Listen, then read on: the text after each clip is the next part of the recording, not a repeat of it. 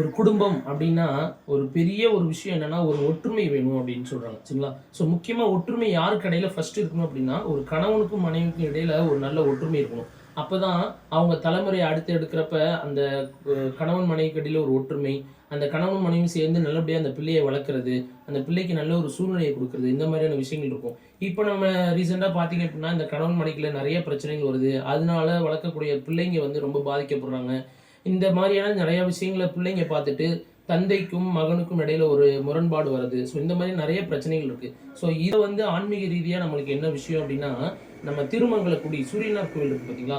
So அதுக்கு பக்கத்துல குணம் தந்த நாதர் அப்டின்னு ஒரு சிவன் கோவில் இருக்கு. ஸோ அந்த கோவிலுக்கு இந்த கணவன் மனைவிக்கு இடையில உள்ள பிரச்சனை, இல்ல அப்பா, அம்மா சொல்ற பேச்ச புள்ளைங்க கேட்க மாட்டேங்குது, இல்ல புள்ளைங்க நெனைக்கிற மாரி அப்பா, அம்மா இருக்க மாட்டேங்கிறாங்க. இது மாரி ஒரு முரண்பாடான, சுமூகமான உறவு இல்ல அப்டின்னு நெனைக்கிறவங்க, இந்த குணம் தந்த நாதர் கோவிலுக்கு போயிட்டு எண்ணெய் வாங்கி சுவாமிக்கு இதுக்கு விளக்கு போட்டுட்டு ஒரு அர்ச்சனை பண்ணிட்டு வந்தாங்க அப்படின்னா, கூடிய காலத்துல விரைவில் இந்த உறவுகளுக்கு இடையில உள்ள பிரச்சனைகள் சீக்கிரத்துல தீர்வு தரும் அப்படின்னு சொல்றாங்க. சரிங்களா? ட்ரை பண்ணி பாருங்க நண்பர்களே. நன்றி.